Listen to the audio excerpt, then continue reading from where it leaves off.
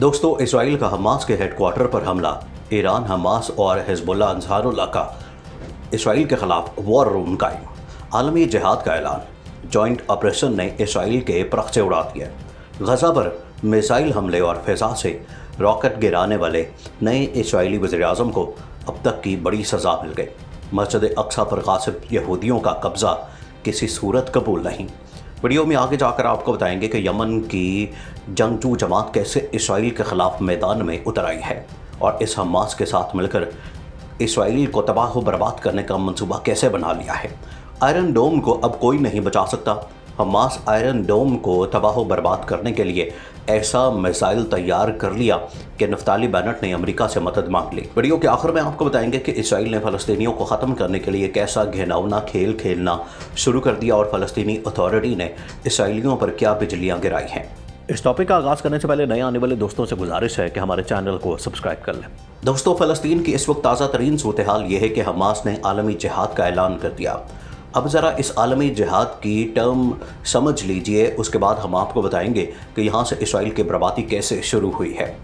आलमी जिहाद का मतलब ये है कि वो जिहाद जो तमाम महाज़ों पर लड़ा जाए। अब सवाल ये पैदा होता है कि वो कौन से तमाम महाज़ हैं जिस पर हमास ने लड़ने का ऐलान कर दिया है। इन महाज़ों में मस्जिद अक्सा का महाज़, गज़ा की पट्टी का महाज़, सिफारती महाज़ और मजहबी महाज़ शामिल हैं।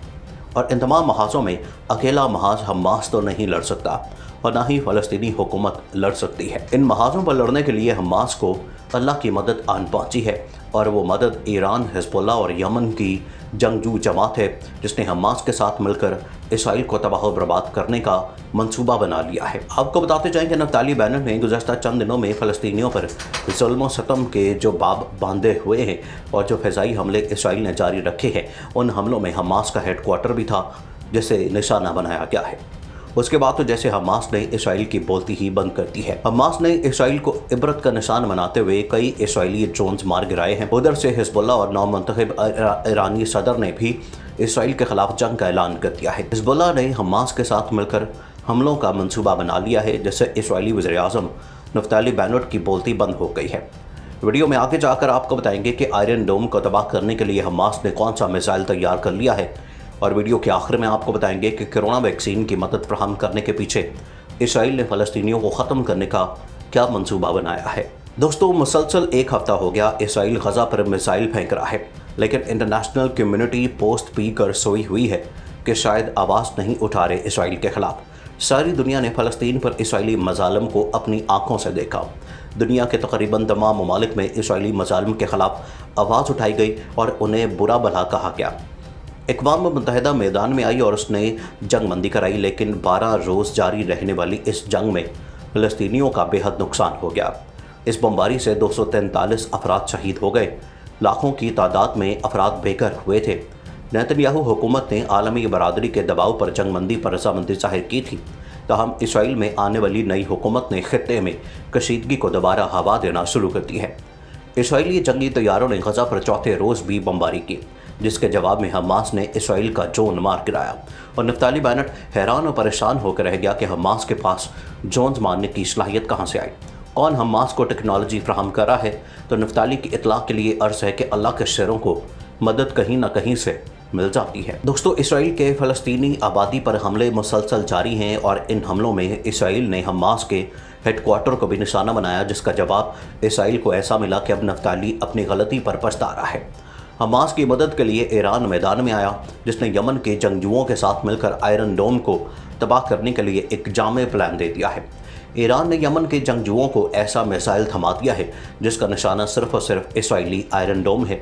और इसराइल के लिए परेशानी की बात यह है कि इसराइल के पास ऐसी कोई टेक्नोलॉजी नहीं है जिससे वो इस मिसाइल का तोड़ निकाल लें। तो अब समझें कि आयरन डोम जैसे गुज़श्ता इसराइल फ़लस्तीन तनाज़े में भी हमास ने निशाना बनाया था, लेकिन वो मुकम्मल तबाह होने से बच गया था।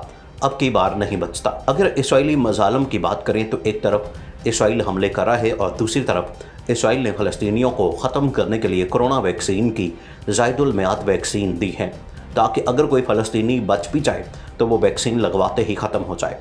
और ये एक ऐसी बड़ी साजिश है जिस पर अक़वाम मुत्तहिदा को एक्शन लेना चाहिए।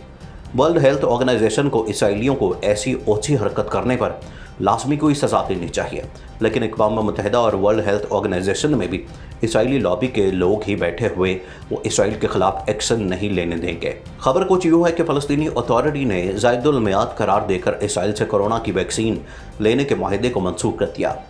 रिपोर्ट के मुताबिक फ़लस्तीनी अथॉरिटी की जानिब से कहा गया कि इसराइल की जानिब से मगरबी किनारे में फराहम की जाने वाली वैक्सीन ज़ायदुल मियाद होने के करीब है। माहिदा होने के ऐलान के बाद फ़लस्तीनी ओहदेदारों पर सोशल मीडिया पर शदीद तनकीद की गई थी। फ़लस्तीनियों ने ओहदेदारों पर इल्ज़ाम लगाया था कि वो इसराइल से गैर मेयारी वैक्सीन वसूल कर रहे हैं जो वबा में मुअस्सर साबित नहीं होगी। माहिदे का ऐलान करते हुए इसराइल ने तारीख बताए बगैर कहा था कि वैक्सीन जल्द ज़ायदुल मियाद हो जाएगी। दोस्तों, इसराइल ने कामयाबी के साथ वैक्सीन मुहिम के बाद मुल्क को मुकम्मल तौर पर दोबारा खोल दिया है, लेकिन मगरबी किनारे और गज़ा की पट्टी में बसने वाले 45 लाख फ़लस्तीनियों के लिए अपनी रसद तकसीम न करने पर इसे तनकीद का सामना था। इतवार को हलफ उठाने वाली इसराइल की नई हुकूमत ने कहा था कि वो फ़लस्तीन को फाइज़र वैक्सीन फ्राहम करेगी जो जल्द ज़ायदुल मियाद हो जाएगी। उन्होंने वाज़ेह किया था कि जब वो सितंबर या अक्टूबर में दवासाज कंपनी से वैक्सीन वसूल करेगी तब फ़लस्तीनी अथॉरिटी वैक्सीन वापस करेगी। हुकूमत ने एक बयान में कहा कि 14 लाख वैक्सीन फराहम की जाएगी। इस मुआहदे के ऐलान के बाद इसराइली वज़ीर ख़ारजा यार लैपिड ने ट्वीट किया कि हम खित्ते के लोगों के मफाद के लिए ताउन के मुअस्सर तरीके पर गौर कर रहे हैं। मकबूजा इलाकों में शहरी उमूर के मामलात देखने वाली इसराइली फ़ौज की तंजीम कोगट के मुताबिक जुमे के रोज़ मगरबी किनारे में 1 लाख वैक्सीन की फराहमी होगी। फ़लस्तीनी इस माहिदे को मुख्तलिफ अंदाज में देख रहे हैं। फ़लस्तीन के वज़ीर सेहत मई अल-खायला ने कहा कि ये इसराइल के साथ माहिदा नहीं बल्कि फाइज़र कंपनी से माहिदा किया गया है। दूसरी जानिब इसराइल के फ़लस्तीनी आबादी पर हमले मुसलसल जारी हैं और इन हमलों में इसराइल ने हमास के हेडक्वार्टर को भी निशाना बनाया, जिसका जवाब इसराइल को ऐसा मिला कि अब नफ्ताली बेनेट अपनी गलती पर पछता रहा है। हमास की मदद के लिए ईरान भी मैदान में आ चुका है, जिसने यमन के जंगजुओं के साथ मिलकर आयरन डोम को तबाह करने के लिए एक जामे प्लान दे दिया है। ईरान ने यमन के जंगजुओं को एक ऐसा मिसाइल दिया है जिसका निशाना सिर्फ और सिर्फ इसराइली आयरन डोम है और इसराइल के लिए परेशानी की बात यह है कि इसराइल के पास ऐसी कोई टेक्नोलॉजी नहीं है जिससे वो इस मिसाइल का तोड़ निकाल सकें। नाज़रीन, मज़ीद ऐसी वीडियोस देखने के लिए हमारा YouTube चैनल सब्सक्राइब कर लें।